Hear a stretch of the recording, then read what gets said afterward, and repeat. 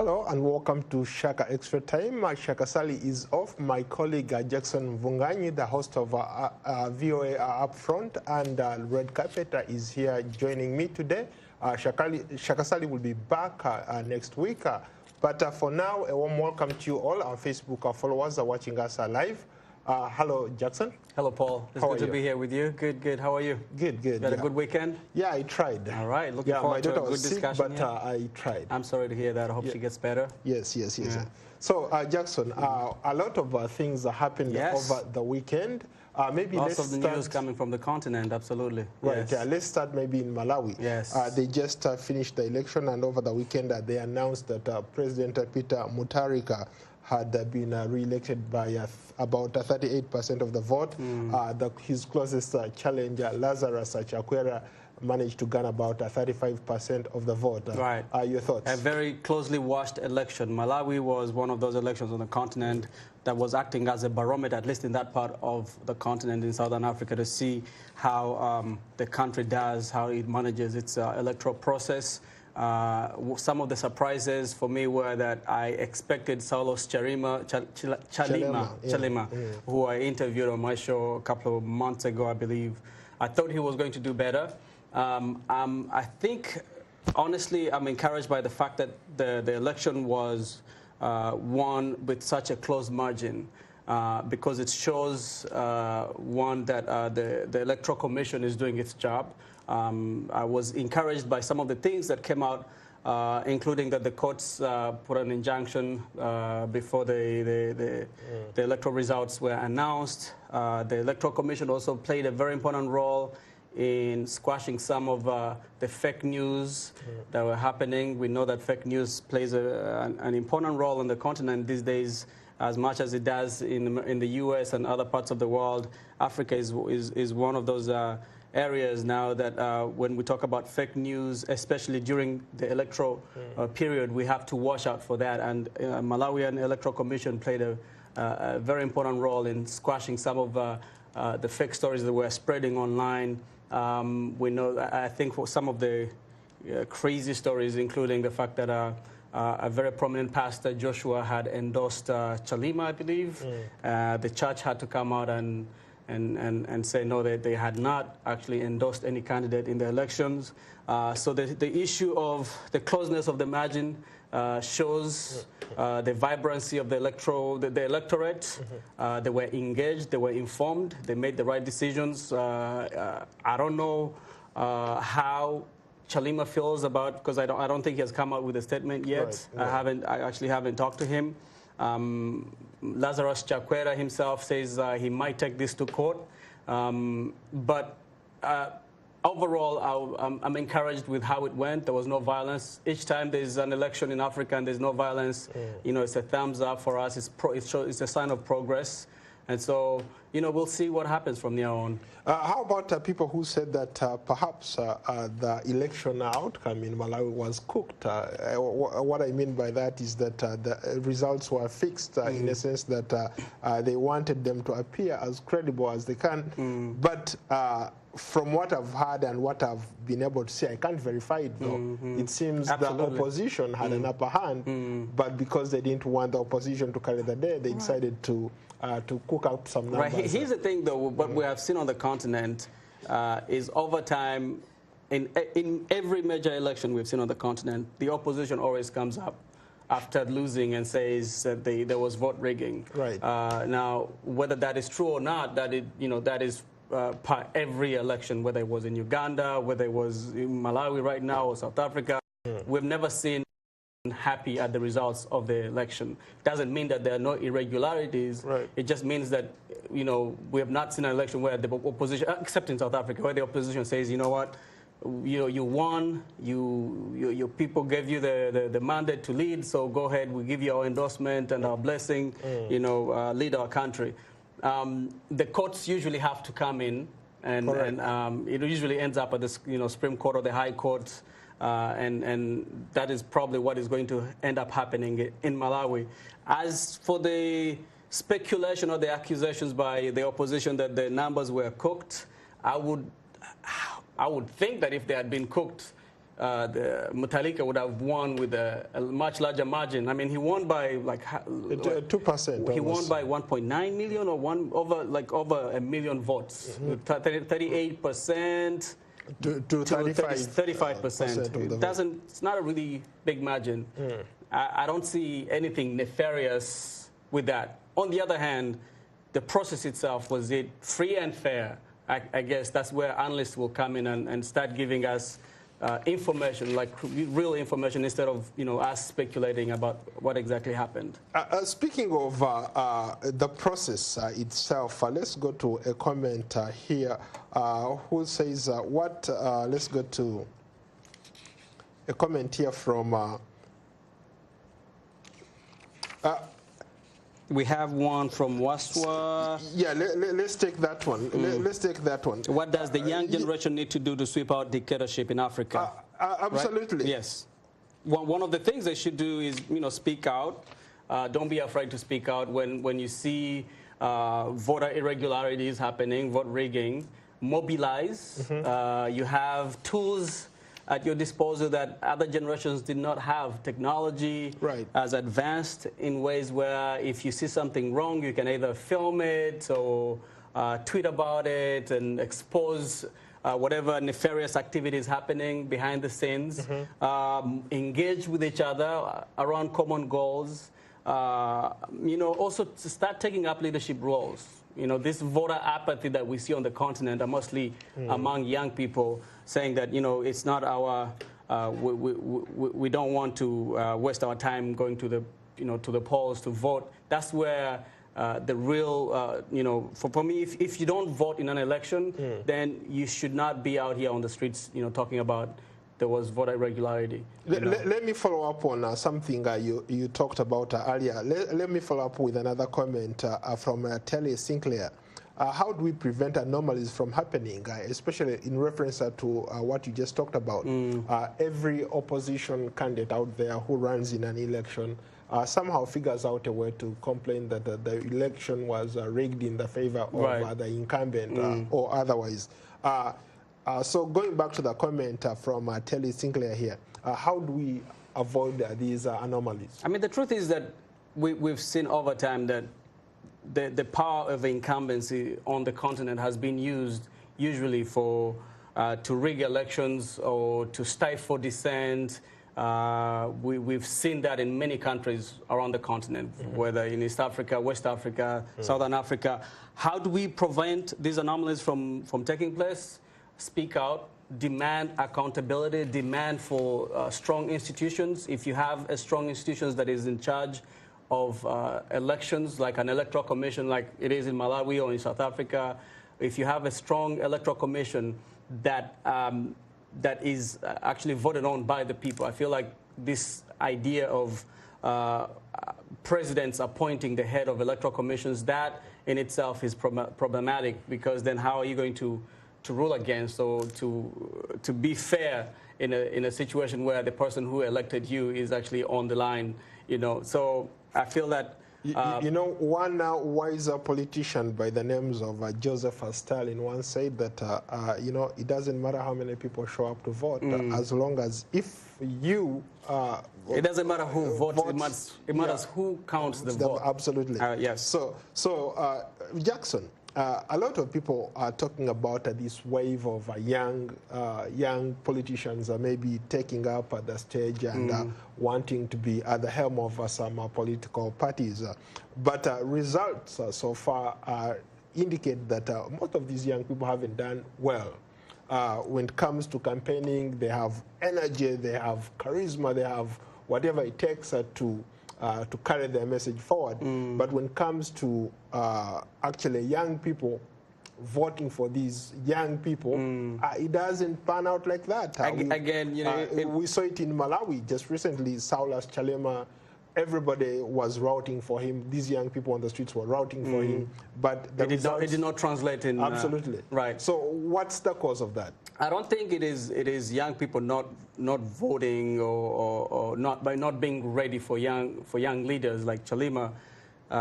We need to look at every election in its own context. and it's the different circumstances around it. Again, like I earlier said, many of these leaders have used the power of incumbency to go after those that want to take leadership roles from them.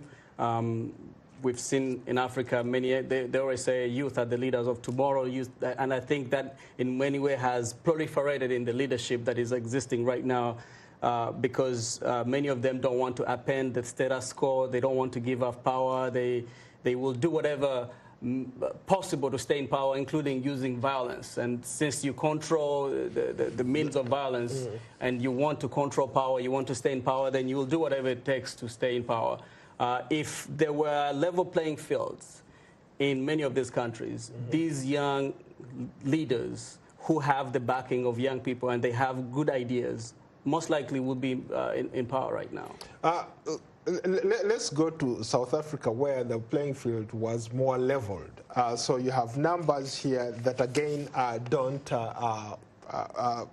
play very well for young people. You had, for instance, Cyril Ramaphosa was elected with about 57% of the vote. The DA, which is also led by a young guy, 20%, and the economic freedom fighters, EFF, Malema's. Yes, Malema's yes. Was elected by 10% of the vote. You would think that a lot of people, because of what has been going on in South Africa, corruption and unemployment, a lot of people would be jumping on board to vote for these other political parties. What happened there? I think the ANC still has a lot of clout, a lot of influence in South Africa. They way ahead in terms of mobilizing their base. Ramaphosa was not elected just as an individual. I think the political party itself, the political machinery that has been around for such a long time, that has had that type of influence, is the one that carried the day. Ramaphosa just happens to be the leader of the ANC. In terms of Malema, I think Malema is an influential politician in South Africa right now, based on the fact that he leads a very large segment in society that feels that he has been left out in the economic prosperity of that country. South Africa is one of the most unequal countries economically. You know, high unemployment rates, like you said, the income inequality is really large. I guess what is left to be seen is what happens when starting, I guess, when he was sworn in. When was he sworn in? Last week, Saturday. What happens going forward is we're waiting for a cabinet to be announced next week. We know there are some issues that are around his deputy president, I think Mabuza. He has to fight corruption. He has a huge task ahead of him as a person.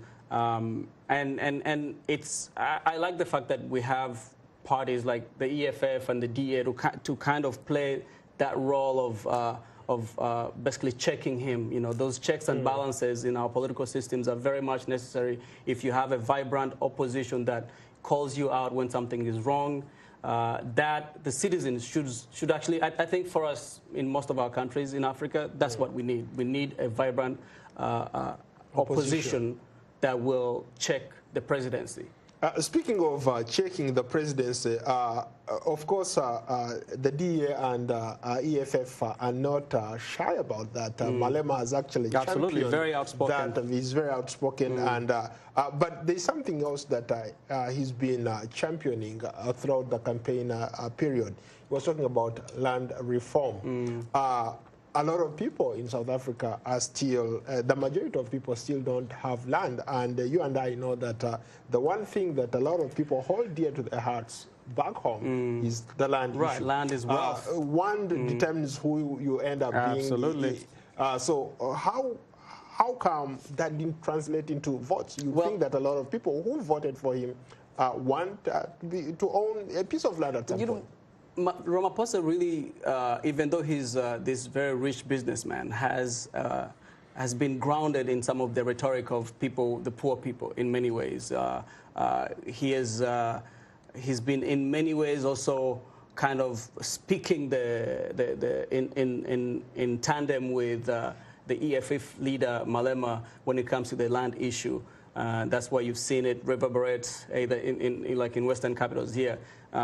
They feel that after in his second term, he might actually make some of those really courageous, as people have said, courageous reforms that are necessary to reacquire or take back some of this land, or do major land reform in the country, which is a contentious issue.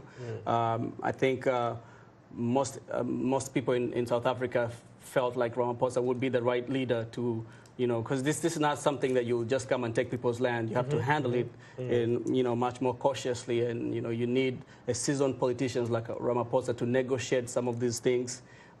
We don't want to end up, or many people don't want to end up in this situation as Zimbabwe. I think the way it happened in the late 90s, and so they feel that Ramaphosa might be the person, and Malema might have lost out on that.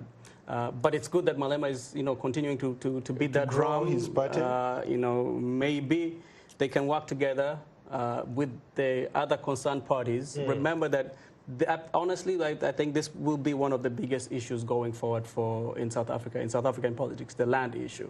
From the tallies that I see, ANC with 230, DA 84, Malema managed to garner 44 seats. So he can the use parliament, that right? as a leverage. Yes, absolutely. He can leverage that power to speak out on these issues. How would you respond to some, let's go to Musimulizi, the storyteller. Do you agree that many ruling parties in African countries use military and police to kill off opposition, especially in the context of Malawi? We didn't see that happen in South Africa. Yeah, I mean, kill off opposition, I don't know. I would say maybe, stifle dissent. The incumbents or ruling parties have all the means of violence at their disposal, and they're very much willing to use it. But it doesn't mean that the opposition should, cower and hide.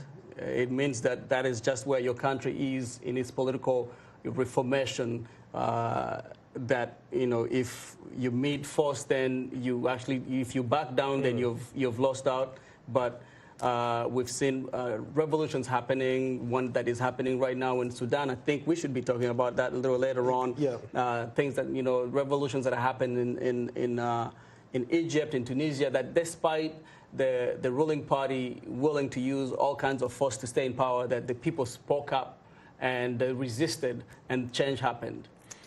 Speaking of, let's go to Sudan. There is a comment here from Nambilirwa Mona Amina. Really, where do you see Sudan even after the demonstrations ain't off the street yet? What lessons do we learn from that revolution that you just talked about? We're still learning a lot from Sudan. Today, Tuesday, the protesters are back. The general strike continues. We know that the military council has kind of dug in terms of not refusing to give in to the demands that they give up power to a civilian leadership. The other aspect of what is happening in Sudan right now is that we've seen other outside countries that are playing a very important role, either by trying to consolidate their influence in the country. Countries like Egypt, United Arab Emirates. We've seen a couple of countries that are they have interest in Sudan, and that the military council has been having more discussions with these countries than they have with the protesters themselves and demonstrators. And there's a fear amongst these demonstrators that they might end up trading in one dictator, as in Egypt, for another. And so they're not willing to budge on the issue of the military leadership staying in power for 1 year.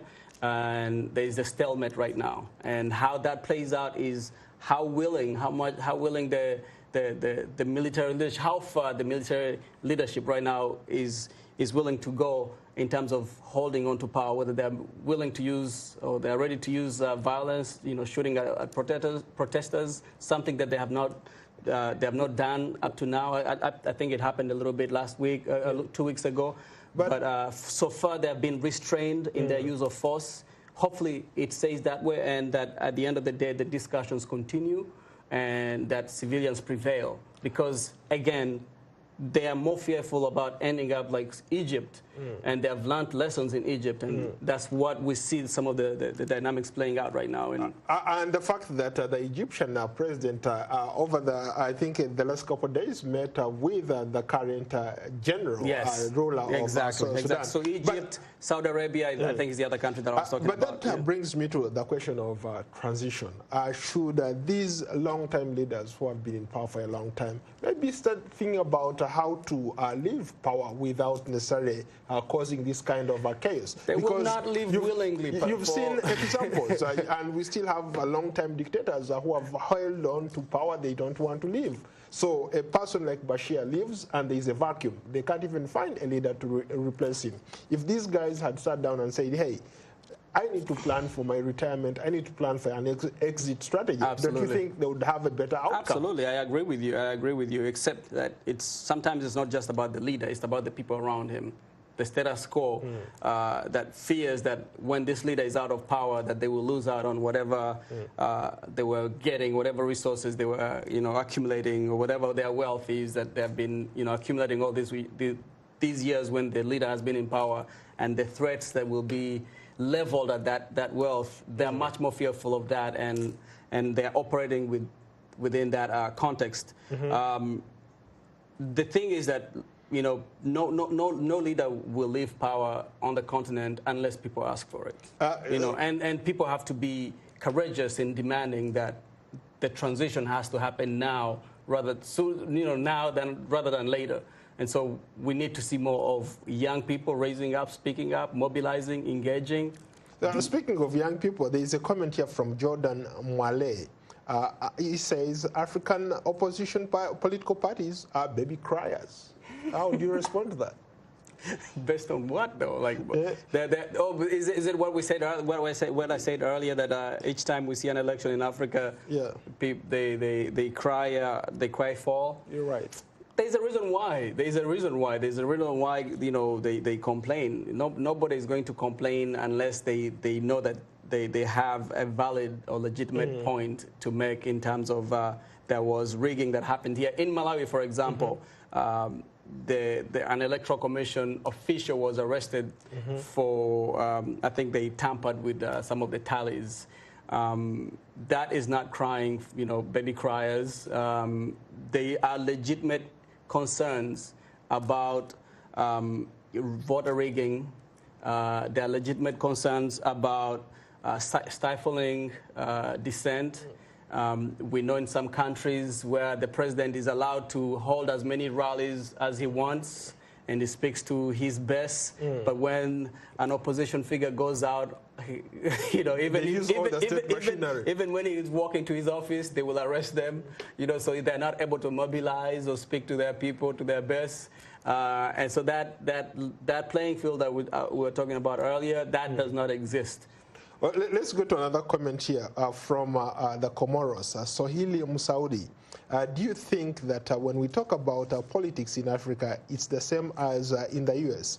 For example, in the Comoros, people are living in extreme dictatorship, and people don't even talk about politics. Maybe as a point, because when we talk about politics, we talk about issues. When we talk about politics in the context of Africa, we talk about personalities and how these long-time leaders want to occupy the space. Absolutely. We need more voter education. People need to talk about the issues than they need to talk about personalities. I agree with him. I don't know the situation in Comoros, this particular situation in Comoros. One long-time dictator has been in power for it's been for a long time. Okay, so that makes sense. So interesting. Let's move along. Let's go to another comment here. Let's go to Amina. Is it about leaders with egoistic tendencies, fear of change, yet but let's wait when rivers run dry. We shall see where the crocodiles sleep. That's interesting. I feel like I've read that somewhere. Yeah. What does she mean? She talks about like when these revolutions happen, you see the tide start changing. Yeah. You see these leaders running for the nearest, tallest grass. Listen, hopefully this generation will be the generation that puts an end to these situations where the only time we see a leader out of power is when they're being forced out of power. We need to start seeing a smooth transition of power on the continent between one president to the next. Okay, we need to see those systems strengthened, our democratic systems strengthened. And honestly, I feel like we're getting there. It's a work in progress. Many of these countries have only been independent for like 50 years. There's a lot of work to be done. Every generation has, its role to play.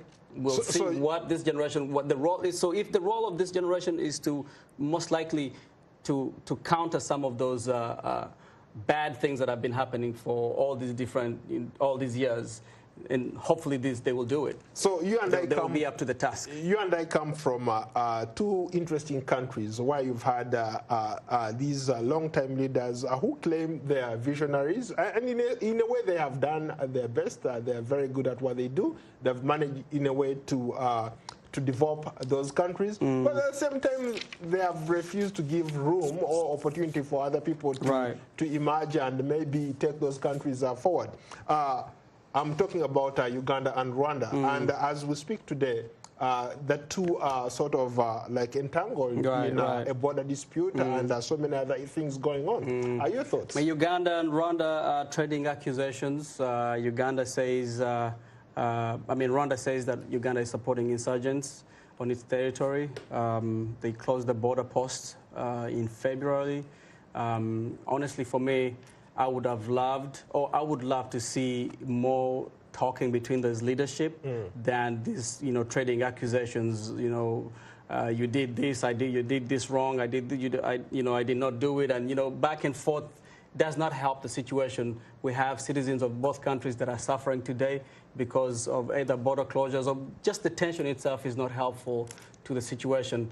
We saw Kagame and Museveni in South Africa seated together for the first time in months. Hopefully they had a moment to chat and open some of the pathways to a much larger discussion about how to quell some of these tensions. Whether that happens now or it needs to happen today. Today, we cannot wait any longer. We need to see a much more pragmatic leadership in that part of the world. Rwanda and Uganda leadership come together, talk it out. We have differences, whatever differences are. I'm quite sure you can find common grounds about shared interests, especially that you have certain mechanisms already. The East African community and all these others figure out ways to talk instead of fighting. For example, I have relatives on both sides of the border, whether in Rwanda or in Uganda. Right. And when I talk to them, they tell me that people are hurting. I don't know what's your take. When you talk to people on the ground, what do you gather? Well, how much of an impact has this border closure? I was actually talking to somebody recently in Kigali and asking them, are they able to travel to Kampala? And they told me they're okay. They do travel to Kampala, whether it's by flying from Kanombe to Entebbe or used by road. The buses are still working. But we still do hear reports about Rwandans who are being, some Rwandans apparently being held in custody in Uganda and tortured. Those are some of the accusations that Rwanda is leveling against Uganda. But Uganda, in fairness to Uganda says that these people who are arrested are part of those intelligence apparatus that has infiltrated the Ugandan intelligence system. Right. And they're also planning some sinister stuff in Uganda. And they probably do have more information than we have as reporters. And that's a story that is still, ongoing. And hopefully that we can have more reporting about it soon. Unfortunately, we have run out of time. Thank you so much, Jackson. I look forward to hosting you on another edition. Thank you, Paul. This has been fun. Yeah, I enjoyed it. Thank you so much.